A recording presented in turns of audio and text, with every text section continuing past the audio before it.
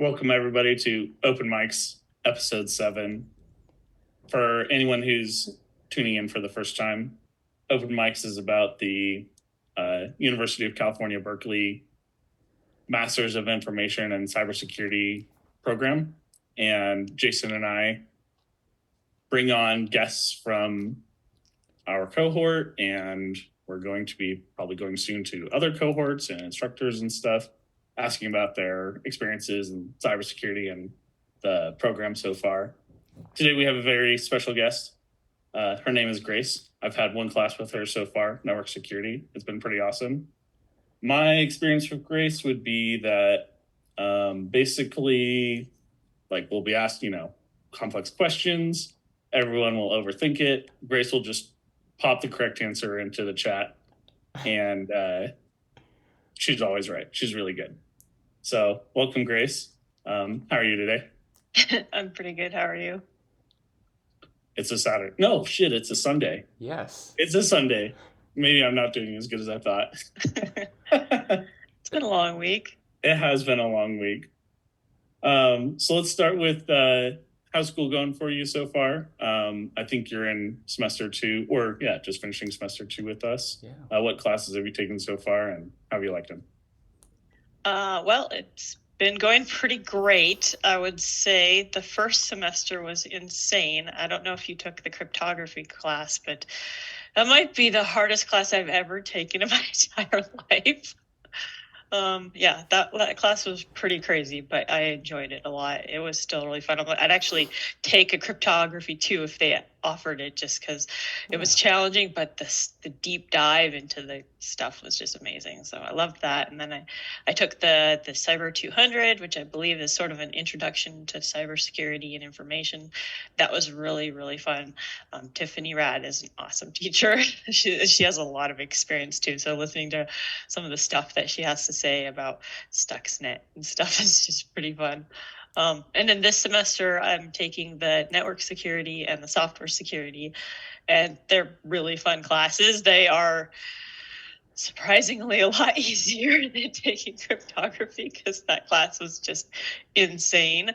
But I have a lot of experience in the network and the software security, because that's kind of 50% of what I do at work. So when I toss in those answers, I'm like, I just feel like it's mostly just because I'm like, this isn't this. I'm like, I don't know, I'm just gonna give everyone a chance to answer, and then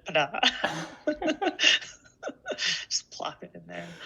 But it's been really fun though. I think my favorite part is probably the CTFs, because even though I feel like there's not a whole lot that's necessarily new to me, CTFs are fun because you don't really get an opportunity very often in real life to attack and access things and work with man-in-the-middle proxy and stuff like that. And so when you have a whole system set up that you can just jump in there and work on attacking and play with and do different things, I just love it when that's available, because you can do as much of that practice or as little as that practice as you want, but it's there for practice. And so, I absolutely love that part of it. I think it's really fun.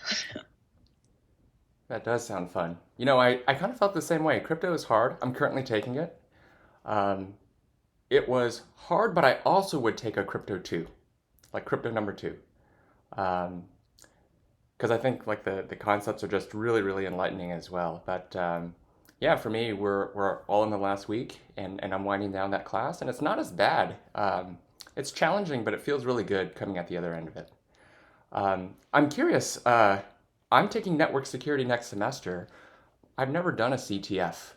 What is a CTF, and how does one prepare or even begin, I guess, passing the CTF or getting the flag? Okay, so a CTF is a capture the flag. And essentially what they do is you're given typically a set of instructions or a sort of a puzzle or a question, and you have to access a system and find the answer, or sometimes it's like a PCAP file or something, and you have to find the flag. And so that's why they call them the capture the flags, because it's always to make sure that you are aware that you found the correct answer. They make sure the flags are always kind of a standard look. And so you can just, once you've found it, you're like, okay, that's definitely the flag. I know what I found. I've got the answer. For his class, it's really cool because he has like an entire website set up with a server and all of these different vulnerabilities and stuff. So you actually can just go in and, access the site and crawl around it and test out some tools you don't normally get to just test out, and do all sorts of different things that you don't normally get to do, like when it comes to programming with like Python and requests, or using man-in-the-middle proxy, or even, I mean, a lot of it for me was just using Python and requests, but you can do other things. Like some people were using Burp, other people were using like Zap. I've never used Zap, but just different types of proxies and stuff that you can, do things to the website to try and find the flags. And it's pretty fun. There's a lot out there in the real world, like the Skyline has a, national, I don't know, it's a capture flag. I'd have to look it up and send it in chat or something. But sure. There's a lot of capture the flags that people can join as teams or through schools that are out there to get that kind of practice in. Mm-hmm. But it's just fun that this one's kind of like just there for class. So it's pretty fun. Yeah. And then, so one of the other things that I do is at work, we actually like test some of these. I know like the president's Cyber Cup is one that I quality test every year, so I get to know all those questions ahead of time, but I will never share them, so don't ever ask. But that's one that I get to test those for and stuff. So I do get to like do some of the CTF stuff outside of class, more so than probably most people, but I don't typically do like pen testing, and so that's where you get to use those tools all the time, and that's fun. But this so it's nice to do CTFs because you get to use like pen testing tools. Mm-hmm. So that's fun.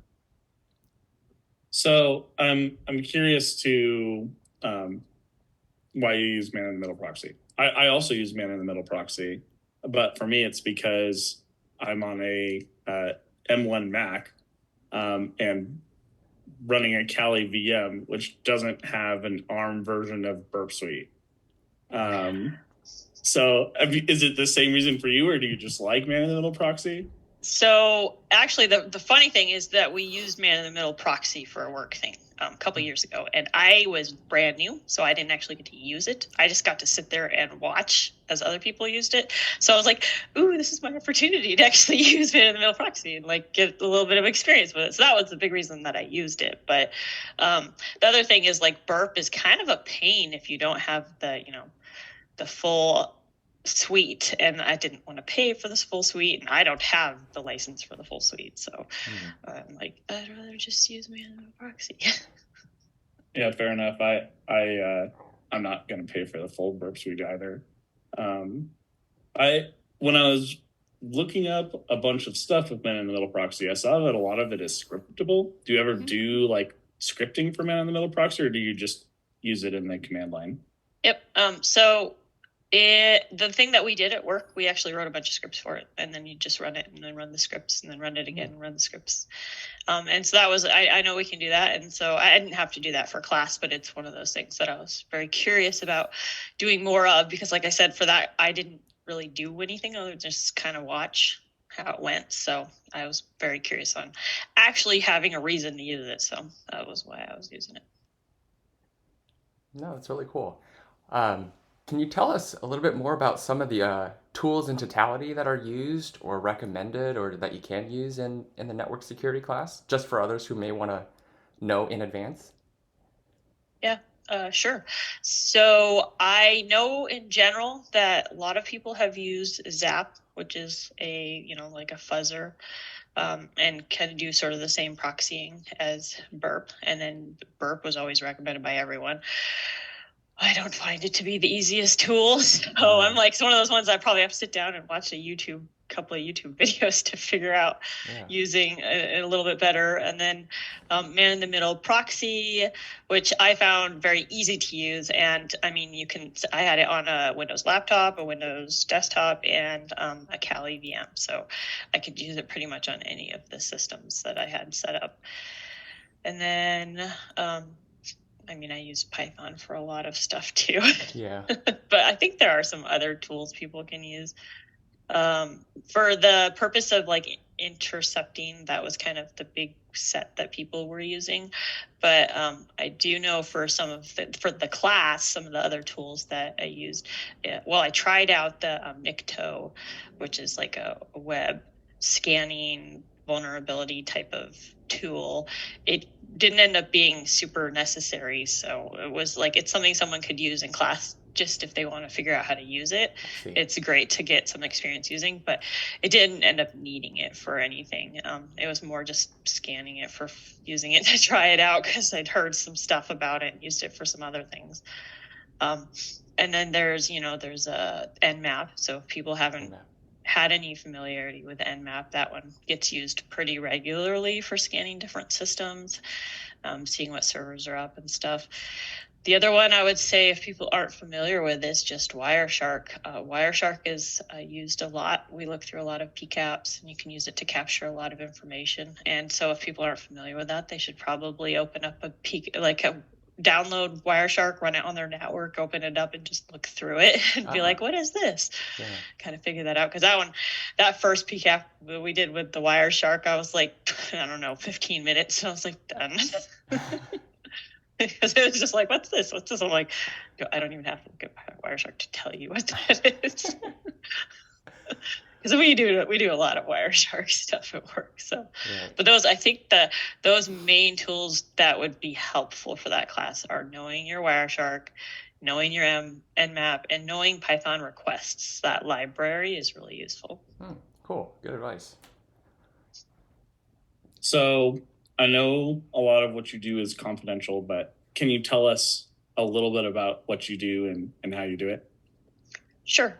So I work at Pacific Northwest National Lab. I'm a cybersecurity engineer there. And so a lot of the work that I do is pretty much directly cyber related. The way that the jobs or the different stuff works, where at least the department that I work in cybersecurity, I'm not sure it's true for like science research and stuff, but essentially there's projects, and you join a project, and you can have several projects that you work on in any given day. And so then you put so many hours into each project and you do work for them, and depending on the project, your kind of work can vary. So I do a lot of network I'd say monitoring type of work, where there's a little bit of setting up the devices and sending them out to places, but then there's a lot of managing the systems on the network, managing their connections, and then monitoring the data that comes in and making sure that they're up and working, making sure all the types of connections that are coming in are not like, they're expected traffic, expected kinds of data that you're supposed to see. So we do that, and then I'm on some other projects where we sort of take that data and turn it into useful information for people who monitor it and want to produce reports or kind of check for anomalous behavior and stuff. And so some of the work that we do, we monitor the data and we look at it. Other work we do, we create tools that other people can use to monitor the data and analyze it. And then other parts of it we actually generate reports, and we create information that is goes to the White House and stuff. So one project that I can definitely talk about is already a public tool, is the C2M2, and that's a cybersecurity maturity model. And so there's a set of maturity model tools that I've helped develop and put out there. And back when Biden did his 100 days of cybersecurity, essentially that is the executive order. One of the things that we did is this tool we were working on, we ended up having to ramp up the timeline on and just create this maturity model for cybersecurity that organizations can, log into and then start doing pretty much analysis on where they sit for their cybersecurity status, like being able to go through and, where are they in a maturity model level? Are they just starting out with cybersecurity? Are they pretty advanced? Can they give it? I mean, are they advanced enough they could share information to help other organizations build up their cybersecurity? Are they newer and they have more goals that they need to establish? And so this tool like lets these organizations go in there, they answer a bunch of questions, they put a bunch of information down, and then we create this big report that they can go through and they can see like where their cybersecurity levels currently are, what their goals should be or maybe need to be, because they can set their goals as well. Because some organizations' goals might be different than others. Like some might need more of the network security, others might need more of the the supply chain security. And so it just sort of depends on what their specific goal is, and then they can fill all that information out, have a report, and then that report can go to like management. It can go to CISA, for instance, if they need some cyber hygiene information, then that can go to them and tell them, hey, this is what we're doing to establish our cybersecurity. And then actually I work on some tools that are for CISA even. And so the cyber hygiene stuff, I do a lot of that. We have created several tools that take a lot of their data and tell you, you have these vulnerabilities, you have these locations where these vulnerabilities exist, and some various other things that I really shouldn't and can't talk about. But we do a lot of help for CISA when it comes to that cyber hygiene tools that they have on their page that you can go and check out. But different organizations use those to get some of their status on just where they stand in their cyber hygiene is the best way to put it, what their status is for the cybersecurity that they're using and the vulnerabilities that they have. So actually that tool is really useful.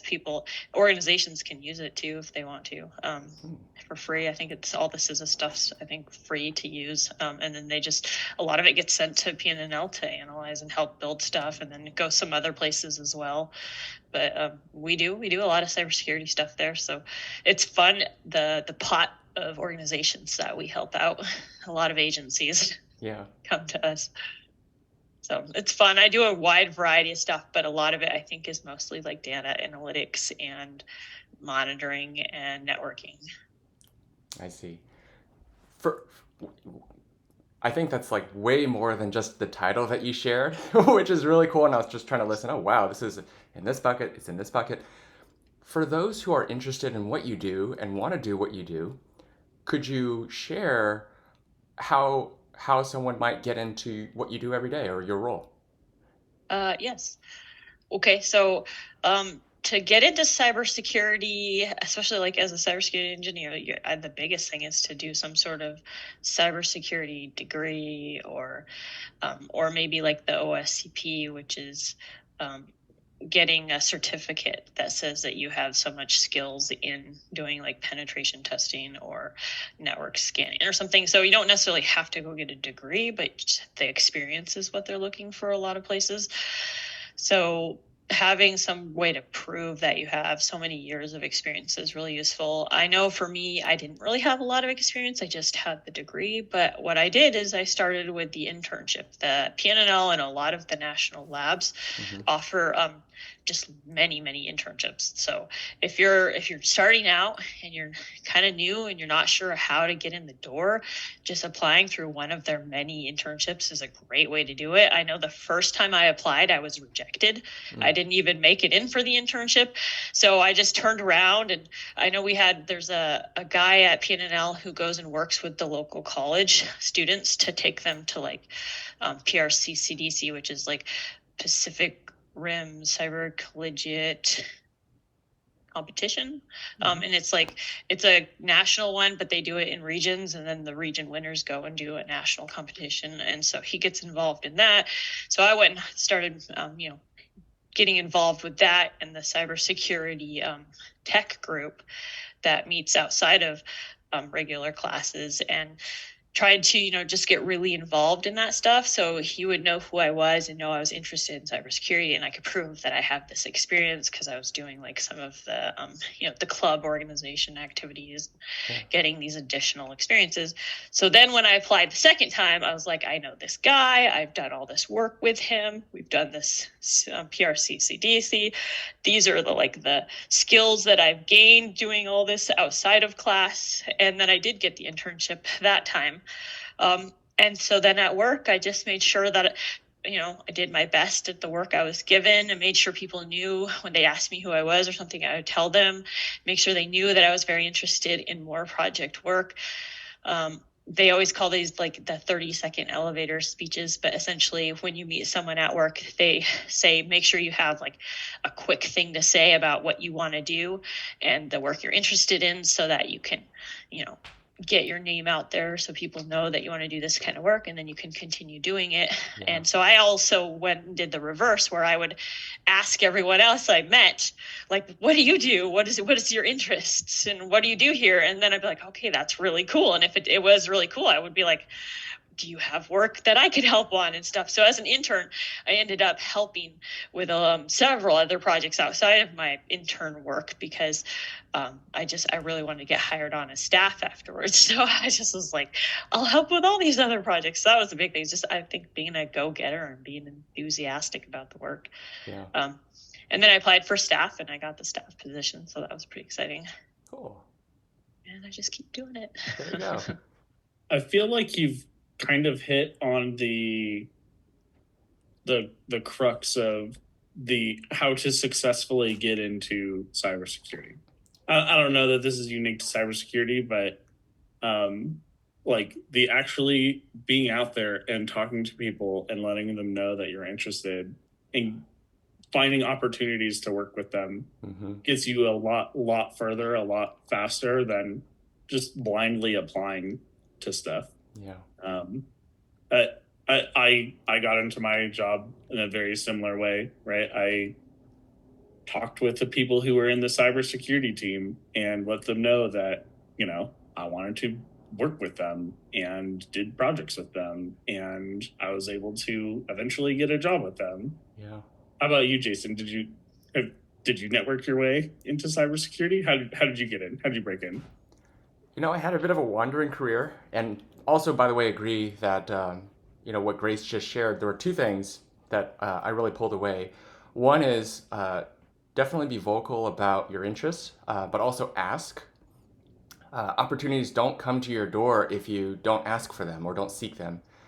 So I thought that was really good advice. And then the second was this word credibility. Oftentimes you may ask for something, but if you don't really have anything to return or to contribute, it makes it very hard for that door to fully open for somebody. So getting a certification, trying a lot of different tools. I recently learned about Hack the Box, so I'm playing a lot with Hack the Box these days. It also goes a long way. It's like a mutual type of interaction that you yourself can bring to the industry, and then others can see and say, well, Grace, I know that you want to do this, or I heard from someone that you told that you want to do X, Y, and Z. I have an opportunity. Please come on over. I'd love to have you. So I think I certainly pulled those two things away. 100% agree. I had a bit of a wandering path myself.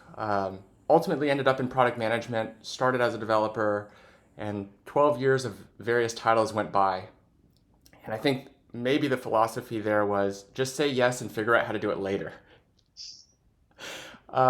Which, ironically, the roles that I have been in helped me ultimately become a product manager. I use a lot of the developer, I use a lot of the marketing, the architect, and the services roles in it. But just really saying yes, and then, as Grace said, develop some sort of credibility and put yourself out there a little bit, ask, and things over time will come to you. Long-winded answer. No, I agree.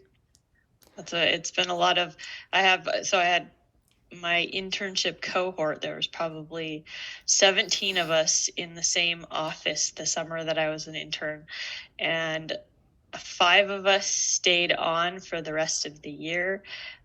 I think of the 5 of us, 4 of us applied for the job, for the staff position, and I was the only one to get it that round. And I think part of it is just that like reaching out a lot, because I did do a lot more of the going out and asking what work people had and what they wanted done, and like if there was other types of work that needed help with and stuff. Just I think, and it was just because I was very adamant, knowing that I feel like this is how you let people know you can do the work and you want to do the work. And so I did a lot of that more than everyone else, I think, and that's probably why I got staff position the first round. But other people have since been hired. It just took longer, and and I think it's just that you can prove you don't have to be a social person and go out and do it, but I think it just takes longer for people to learn your name and learn you can do it and stuff if you don't. I think that's one of the things that sets apart being a student at Berkeley is kind of all of us have a little bit of that, maybe a lot, of the go out and ask to be involved mindset, right? I don't know that the academics are out of this world compared to any other school, but the access we have to other people who can help us and we can help them, it is unlike anything I've ever experienced. So with that in mind, what classes are you going to take next term? So I have been told. I have been told. All right.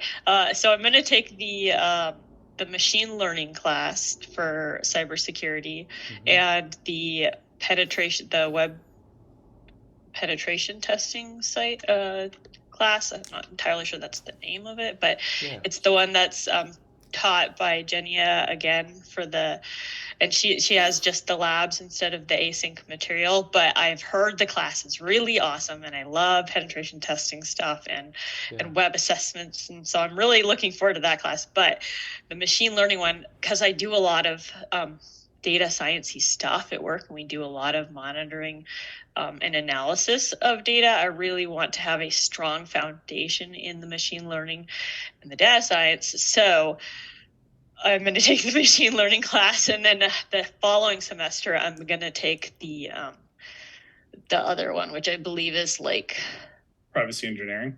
Yes, privacy engineering, the other intense one. And I was told by the counselor, don't take those at the same time because they're almost as hard as cryptography. So, so it's going to be interesting because I've heard it's pretty hard.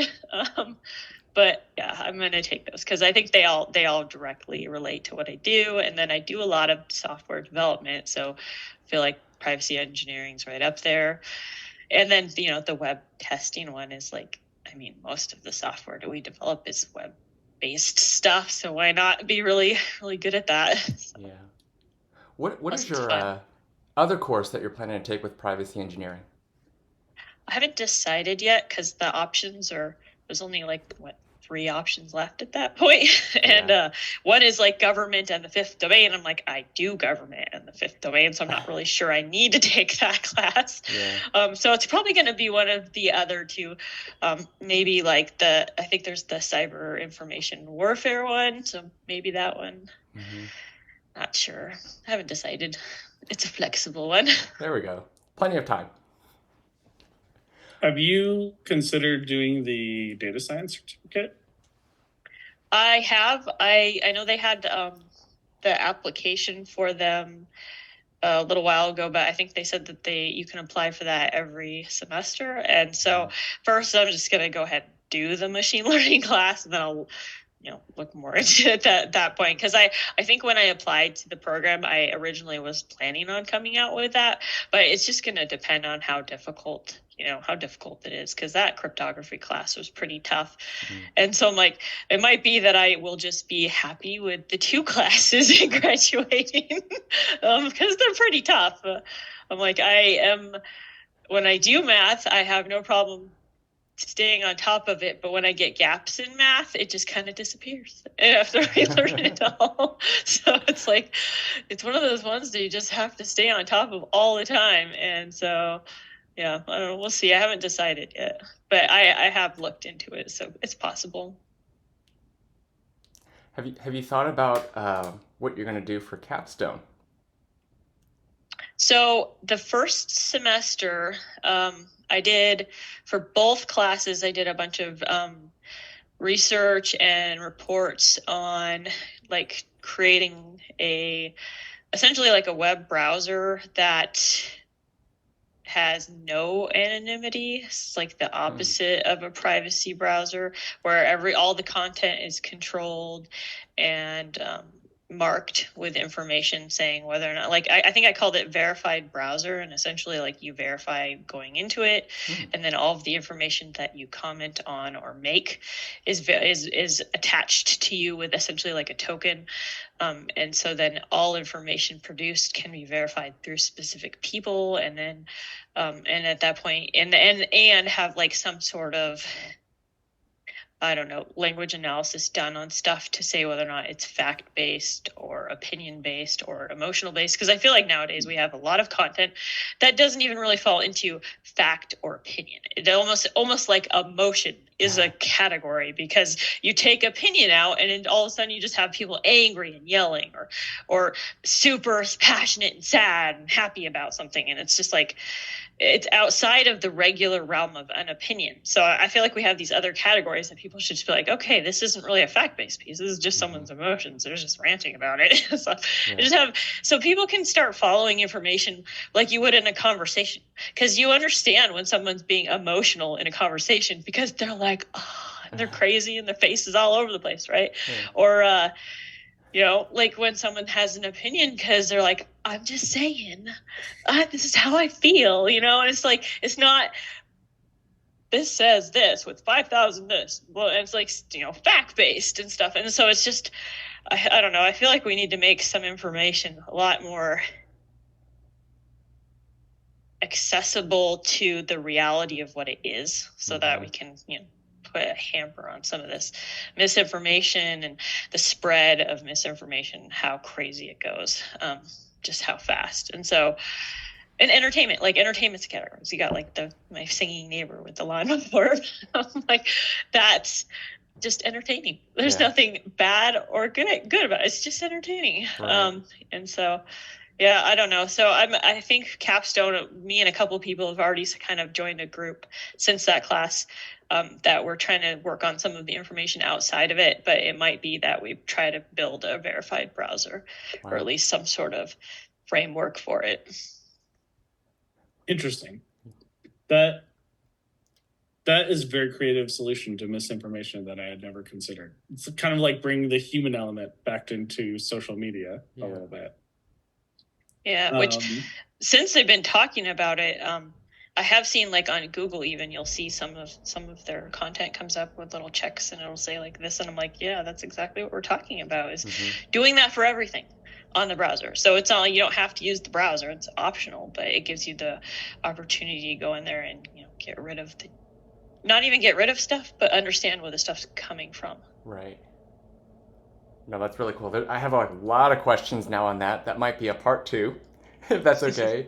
But maybe to wrap up for this episode, I love Jonathan's favorite question, and that is, we love to learn about what people are passionate about, what they like to do outside of work and school. Could we learn a little bit about what you like to do outside of everything that we've been talking about today? Sure. Yes. Well, I have a couple things that I absolutely love. One is figure skating. I started figure skating when my daughter started figure skating about 10 years ago. We just did it together, and then I started taking the classes with her as she got a little bit bigger. And now I'm a coach, so I teach figure skating out here locally, and have been for about, I don't know, 4 years now. Because I just love it. It's so fun.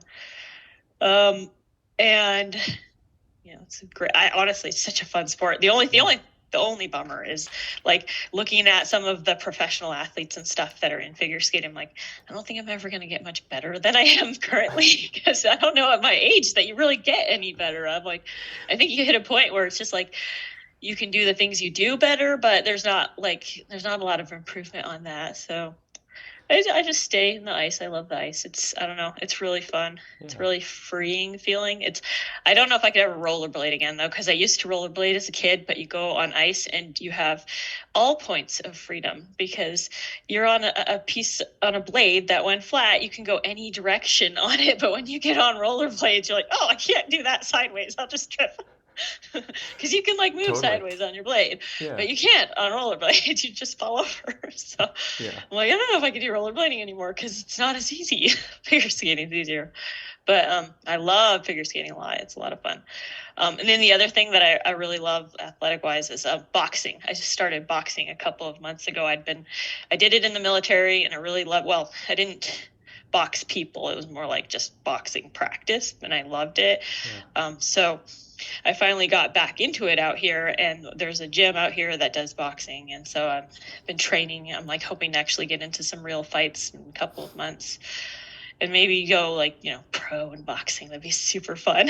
But I'm like, I absolutely love boxing. I don't know why, but it's just who I am. So I'm excited about the boxing, and yeah, hopefully y'all be able to see me in some fights on TV eventually. There we go. And then as like my background, you can see I love the woods. I love hiking. I love camping. That's a property that we have that's just absolutely gorgeous, and you can just hike all over the place up there. And our family as a whole does a lot of camping and hiking and traveling because it's great to see the country. We went to Mount Rushmore a couple of weeks ago. That was really fun. It's not as it's not as like crazy as you would think. I thought it was gonna be like really hard to get up to, and you're gonna have to hike out to the mountain. And it's actually just you just drive up, you park at this nice thing, and then you hike out to this just foyer that has like all of the flags of the U.S. and some information about them, and then this nice like 20-minute hike around the mountain with stops at each of the presidents to tell you about them, and then the mountain is impressive.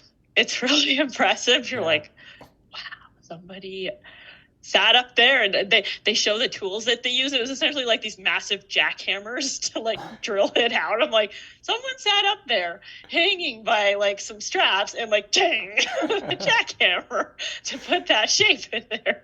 I'm like, that's a bit impressive. Yeah. But yeah, so traveling and hiking, that stuff's pretty fun. That is pretty impressive. I mean, if I'm writing my name down on a sticky note, I run out of room, right? Generally. And yet these people were hanging by ropes, literally jackhammering. And like the faces look like the actual photos too, right? They actually they're really good. It's impressive. And then last question, with next week being the last week of our semester too, do you have any plans during the break? I don't know like specifically what kind of plans I have. Like I said, before we had the chat is my work, we've got a lot of travel coming up, and so like I'm the chair of the UAS working group for the emergency essentially the emergency special interests group for DOE. And we have this annual conference in San Jose that's supposed to happen in like 2 weeks. So that's one of the places I'll be is the annual conference in San Jose. But it's like stuff like that I have coming up. So I don't really have super like bunch of free time to go do anything I want, but I'll probably be focusing on some boxing because classes takes up all my evenings, so I only get to squeeze in so much time. So I'll probably be, getting some extra workouts and stuff because I really like it. It's a lot of fun. Yeah. What about you, Jonathan? I'm going to DEF CON. I'm so excited. That's right. Yeah. Next week. No, there's 2 weeks. It's a week and a half. There's a whole like Berkeley meetup that like happens every year at DEF CON, I guess. Yeah. Pascal, one of the, I guess he's like the main guy for the network security class, but is also just involved. Yeah. He posted, I don't know if you guys saw it, a whole list of things like not to do at DEF CON. And it's pretty funny. It's the most paranoid thing you've ever read. But I mean, if you're gonna be extra careful, DEF CON's probably the time to do it. Yeah. You don't want to be on your pwned wall. No, you don't. Yeah.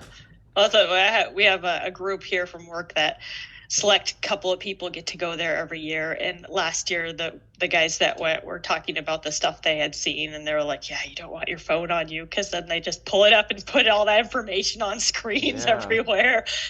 I'm like, that's good to know. Yeah. We have a guy this year who's in the CTF, so he's pretty excited because I guess it's a big deal to make it into the CTF. Nice. That's awesome. Yeah.